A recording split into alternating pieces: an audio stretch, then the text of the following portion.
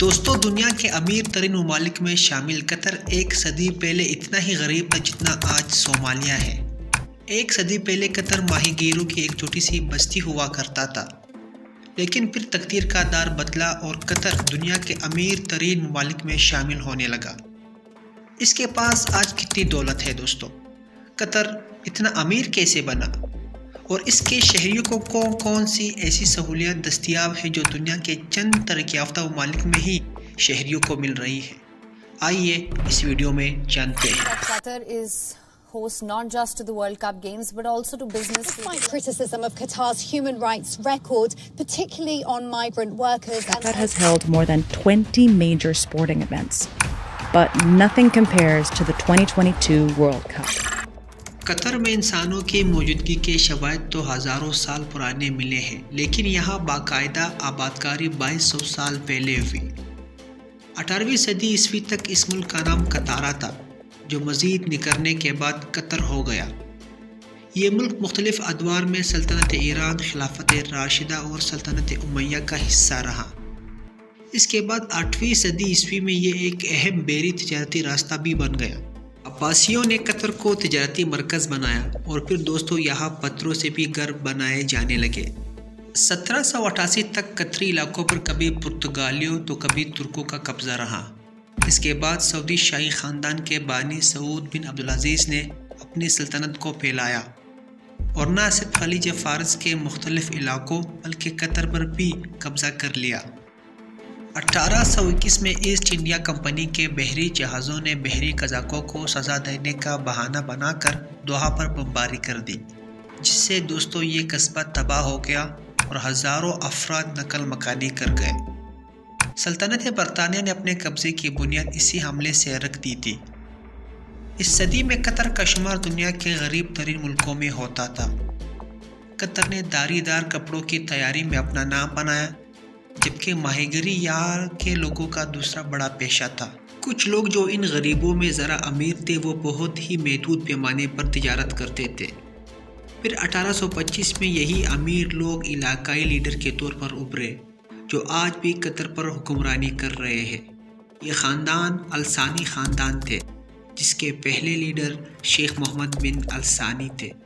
دوستو 1867 میں بحرین اور قطر کی جنگ ہوئی اور 1868 میں سعودی خاندان نے قطر کا کنٹرول الثانی خاندان کے حوالے کر دیا۔ 1871 میں قطر ایک بار پھر سلطنت عثمانیہ کا حصہ بنا، تاہم الثانی خاندان کے عثمانی ترکوں اور اپنے ہی ہمسایوں سے لڑائیاں بھی چلتی رہی۔ 1916 میں سلطنت برطانیہ نے قطر پر قبضہ جما لیا، جو 1971 تک برقرار رہا۔ قطر کی قسمت اس وقت بدلی جب دوسری جنگ عظیم کے بعد قطر میں تیل کے ذخائر کی دریافت کے لیے سروے کرایا گیا۔ 1947 میں مکمل ہونے والے اس سروے کی بنیاد پر 1949 میں قطر میں وسیع پیمانے پر تیل نکالنے کا کام شروع کر دیا گیا۔ تیل کے بڑے بڑے ذخائر دریافت ہوئے اور دیکھتے ہی دیکھتے قطر کی تقدیر بدل گئی۔ قطر بڑی مقدار میں تیل برآمد کرنے لگا۔ تیل کے وسیع ذخائر کا سن کر سرمایہ کار قطر میں سرمایہ کاری کرنے کے لیے بھاگے چلے آئے۔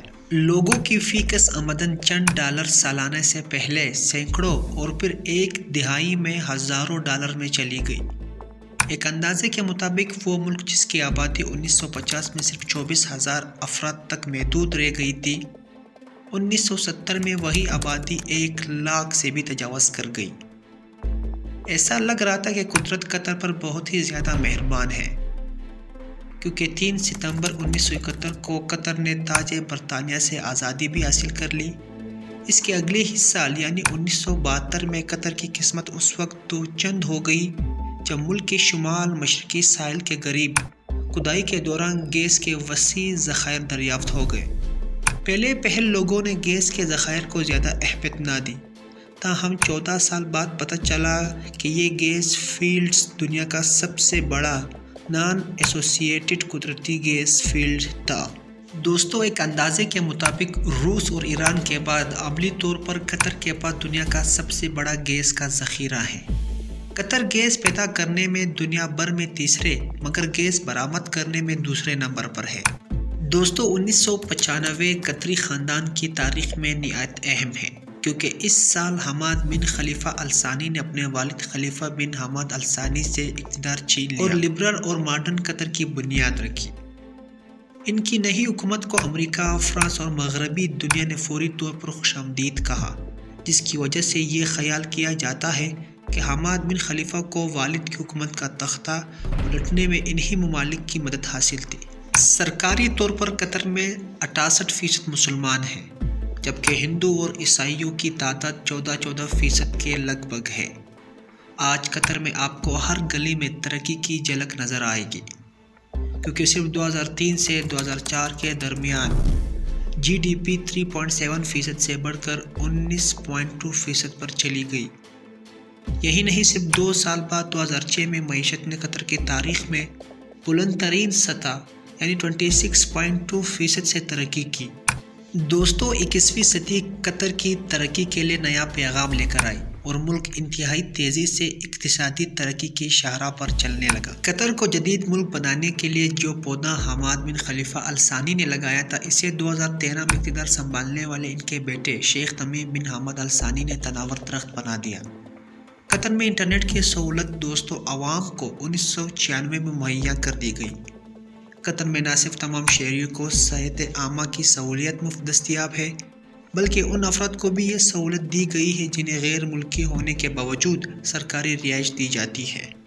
قطر میں کوئی ریلوے سسٹم نہیں، تاہم اسکائی ٹریکس نے 2022 میں حماد انٹرنیشنل ایئرپورٹ کو دنیا کا بہترین ایئرپورٹ اور قطر ایئر ویز کو دنیا کا نمبر 1 ایئر لائنز قرار دیا تھا۔ دوستو، جدید قطر کی قسمت کا ستارہ اس وقت ایک بار پھر چمکا جب 2023 میں اسے دنیا کے سب سے مقبول کھیل یعنی فٹ بال کے میگا ایونٹ ورلڈ کپ کی میزبانی مل گئی۔ اس میگا ایونٹ کے لیے قطر نے ایسے انفراسٹرکچر تیار کیے کہ مغربی دنیا بھی دنگ رہ گئی۔